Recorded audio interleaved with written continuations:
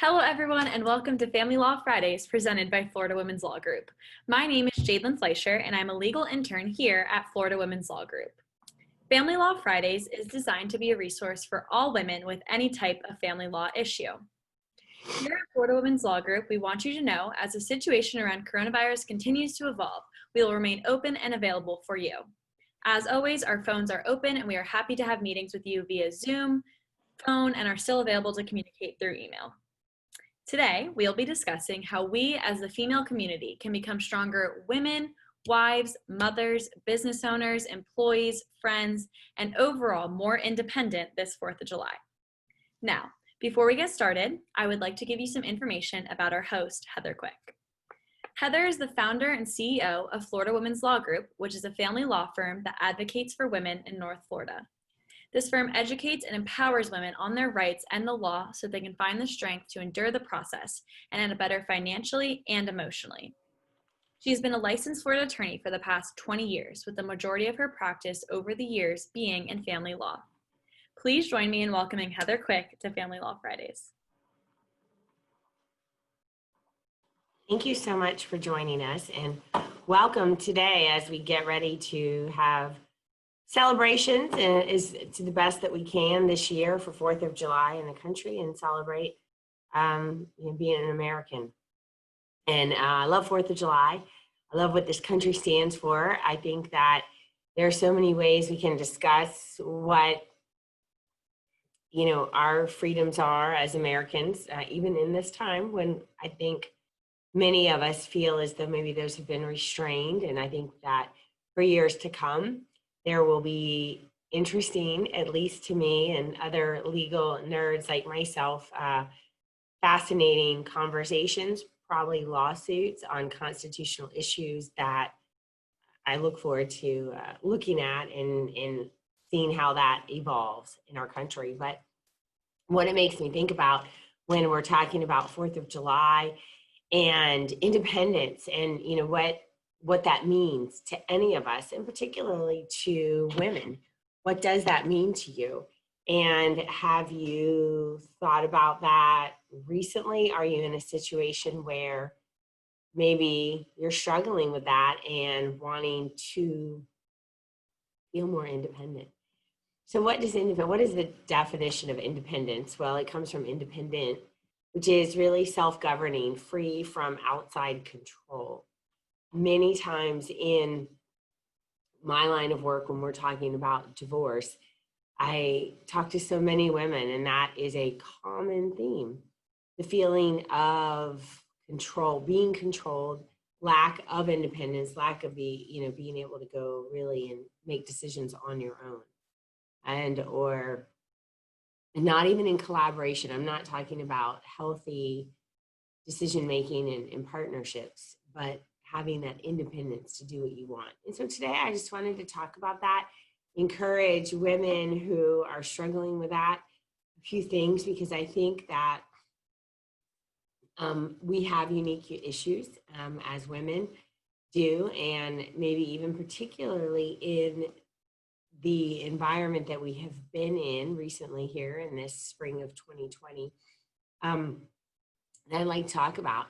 So just to give you perspective, I am married. I have been married almost 19 years. I have 3 children and 3 dogs currently. So a lot going on in our house. I'm a sister, an aunt, obviously a daughter as well, and sister-in-law, and feel very blessed to have all of those different. Those are just like my familial roles. And then, of course, I'm a business owner, but also a lawyer, friend. And, I have been an employee in the past and, managing people. So there's so many roles that we play at any given day. And when we are looking at how we're running our life and feeling, maybe if you do feel, well, I'm losing control, or do I have control of my decisions in my life? That's a time to pause and examine that. When we look at marriages and with the type of law that I've been practicing for so many years, I do have the privilege of being let in to very intimate details of individuals' lives and their struggles. And that gives me perspective to share that, one, you're not alone. There are a lot of relationships that work, and there are a lot of relationships that don't work. And there are a lot of relationships still today in 2020 where women find themselves in a situation where they feel as though they have no control over their own life, no decision making, and no really understanding of the financial situation. And that's a scary place to be. And I know that that exists in many, many households. And many women are embarrassed by that. And it's not something to be, it's something that just has happened over time. But you have the ability, once you recognize it and it's not serving you, if it's serving you, that's different. I mean, really, you're going to be interested in this conversation if it's not serving you and you're thinking, hey, I want some control over what's going on in my life. I want some say in what's happening in my marriage and my children and our money. And I believe you have a right to do that, even if you're not the one outside earning the paycheck, or even if you are outside earning the paycheck, but you happen to be in a relationship where your husband's exerted control over the finances and funds in such a way that you don't feel free to do so. One of I think when we feel a lack of power and a lack of independence, it has to do with the not really understanding our choices, not having enough information. That is something for me personally that I gain power with gaining information. Let me learn a little bit more about what's going on. Let me try to do some investigating so that at least now I'm equipped with the facts to help make a decision. So that's one of the ways that you can begin to get maybe some independence and power. I look at those as two very similar words in the way they make you feel, particularly when you're dealing with a relationship and with children, even getting the information so that sometimes there's shift in power for those of you who have children. I don't think I'm the only one where sometimes you're like, who's running this household? What's going on with these kids? I need to gain back and tell them, hey, remember, I'm in control. This isn't all about what you want all the time. And sometimes you just have to, get the information. One of, from, okay, well, where are they supposed to be? What do they have to do? All right, these are the rules we're going to play by. With the financials in a marriage, it's understanding, well, where's the money coming in and where's it going? And is that a conversation that my husband's going to have with me? Sometimes it is, many times it's not, but, unless you ask, you're never going to know. And, where's the money being held? Do you have access to it when you're running the household and or working? I've met many women who working, some even with their own businesses, and they're not in control of their finances and they don't feel as though they have that independence. So I share that to say you're not alone, and don't let that be the reason and maybe embarrassment or shame stop you from asking those questions, or at least seeking help to gain that. With, the role I felt recently in this stay-at-home orders, and I don't know if I felt trapped, but I did feel as though my life had really disappeared. The life that I had been living prior to, say, March 13th, meaning I sent my children to school, my husband went to work, the dogs were taken care of at the house, and I went and did the things that I wanted to do, ran the business, worked out, when we wanted to go out to eat, we would, and just didn't have those types of controls placed on us, our beaches, our pools. And then all of a sudden, all that got taken away. So here I am. Fortunately, our office is able to work from home, so we were all working remotely. My husband had more of a job where he would be out and about, and probably better for all of us that he would go, or he'd go to his office. He was the only one there.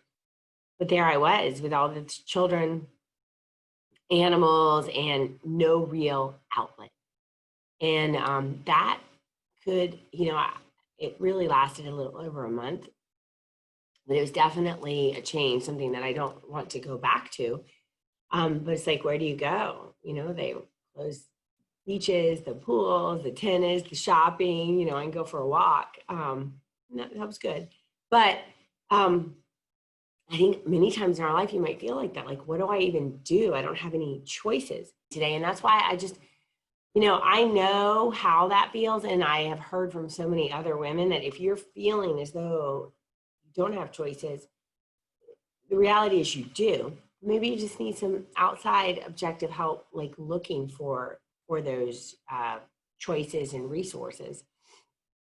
And as women, if we take on, the role of the homemaker, the mother, plus working, and then maybe helping the kids with school, trying to figure out where they're going to be over the summer, it's a lot of pressure. One of the ways that I find personally, and I do believe this philosophically as well for everybody, is, a way to regain control of yourself in your life to help find your independence is really to control your level of physical activity.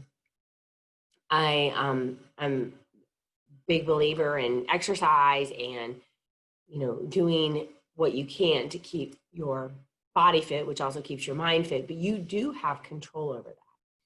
And that is something that you can, find your independence through in how you take care of your body.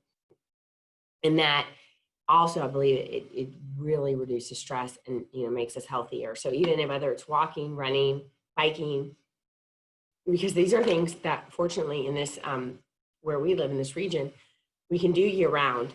When it gets hot, timing's a little bit different. But again, that's finding some independence and control. Maybe you choose to be the first one up and go do that in the morning and have some time by yourself, to clear your head, to have some space, to regain the sense of who you are. Because we have so many labels.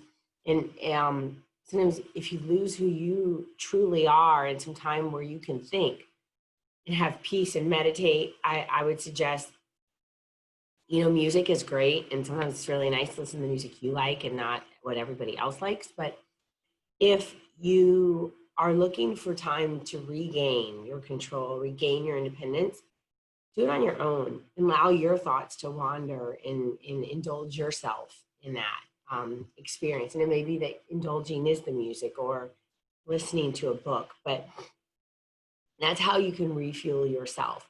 Because if you're feeling like you're in a situation where you're stuck, you refuel yourself, find some peace in yourself, is going to allow you to be stronger and make better decisions. I believe that as well in, in the workplace, that also helps and can be a little difficult sometimes. Again, scheduling and, we've got all of our home life, then we come to the office. Well, when do I fit that in? I've got certain hours to make, or even if I'm at home, lots going on right now with, how much work am I expected to do virtually versus in person, and that balance. But if you can find even 15 to 30 minutes a day, and even if it's cutting your sleep a little bit short, I think that will begin to help you and also give you clarity on where you are. Finding independence in the workplace and how we're working nowadays that's different too, because we've been given all these rules and regulations on where we can go, how far apart you need to be from somebody. So this would have been a very different conversation last year. I think we would all agree. Now we're talking about things that would never even come in our consciousness, or would we have considered something we would have had to think about. But I think that it's important. One, finding your independence and having some control in the workplace is dependent on what you bring to the table. So, be the person that has hope and finds hope somewhere that is spreading that, creating more virtual events as necessary. It depends on every individual, and then the workplace, like how much interaction you want and how much is really going to be encouraged in your workplace. But during these times, and as a business owner, I know that, I see employees stepping up with innovation, new ways to do things, really shining in a difficult time makes so many employees so much more valuable, and being hopeful and looking for things that create positivity, positive energy, optimism. I think that's very important. And I tend to exit and remove myself from conversations that get too deep and too negative, particularly right now. I just walk away, or I say, please change the subject. I'm just not going to talk about it. I'm not going to let that in an effort to protect my independence, my control over my thoughts and what environment I'm going to be in. So I encourage you to do the same and be aware and conscious of the conversations going around, particularly now, and how they affect you. And if it's negative, how can you limit it? Can you redirect the conversation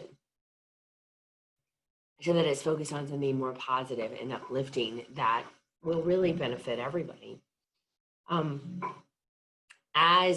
Finding our independence in all of our relationships, I find to be exciting and challenging. I think that as we get older and our interactions with our friends sometimes can be more difficult. It takes a lot more planning because we have so many pulls on our life. But I think that when we're able to congregate as women with like-minded women who are positive influence, and we're able to really support one another in ways that make you feel better and feel stronger and, have more love and openness in your heart, it's a wonderful thing. So I, been setting up some Zoom calls. I know that I have friends doing that house party app, which apparently our teenagers used several years ago. Now it's really outdated, but just to connect with people, because I feel right now, as we enter July of 2020, people are pulling back a bit. We were all engaged and we went out, and some people, gotten sick. And so now more people are pulling back, which I think is normal. And I'm not sure how that's going to go. And I don't know that anyone else is either. I think we're going to have to see how this month plays out. But I would say that in times of that, if individuals are pulling back or you're feeling less control, take the initiative and reach out and create things. The wonderful thing of the time we're living in now is the ability virtually to connect with so many individuals and really, be heard, connect with people that will help you feel less isolated and feel a little bit more in control of what's going on in your life. And, lastly, I think that the more opportunity you have to connect with, I say nature, it's not like I'm really like some nature girl, I'm really a beach girl, but when I'm able to get outside a little bit, despite the heat, and breathe in the fresh air, enjoy the sun, get away from this computer, the phone, the technology, and that refuels me as well. And I know that it can be difficult, but even a few minutes a day really begin to change your day. And whether it's in a meditation or just in a walk, 5 to 10 minutes a day of just some quiet alone time can really make a difference in your mindset and your psyche. And then that'll make you stronger.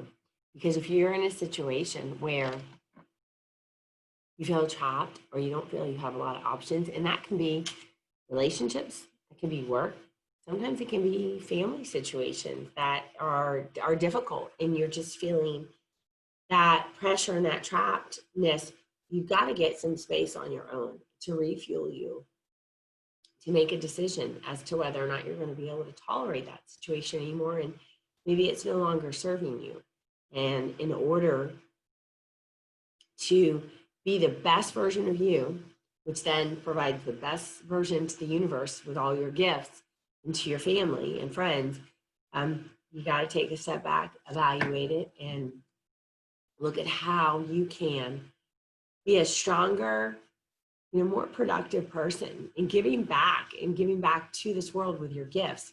If you're not feeling like you can make decisions or control, there's very little that you're offering to the rest of us. And we all have so much to give one another, just in our thoughts, our opinions, and whatever other gifts you may have. There's so many creative artists out there that you share with us, and that inspires others to stand up on their own and make changes in the world. So this is just a little blib. I hope that it's helpful, because it's helpful for me to hear it and remind myself of how I can get stronger and do more for myself, that then allows me to be a better human, a better boss, mother, and wife to all those who surround me. So I hope on this 4th of July, you do celebrate the independence of this country and all that it stands for, enough to support yourself and do what you need to do. Thank you so much for joining us. Yeah, like I said, thank you so much, Heather, and to everyone who's able to listen in today for Family Law Fridays. We hope you found this topic helpful. I know it's super relevant, so I just want to thank you for talking about it. And if there's any other topic that you would like addressed or a question that you would like answered, please call, email, or send us a message. It could definitely be addressed in an upcoming video. Also, we are available by phone at 904-241-0012. Thank you, and see you next time.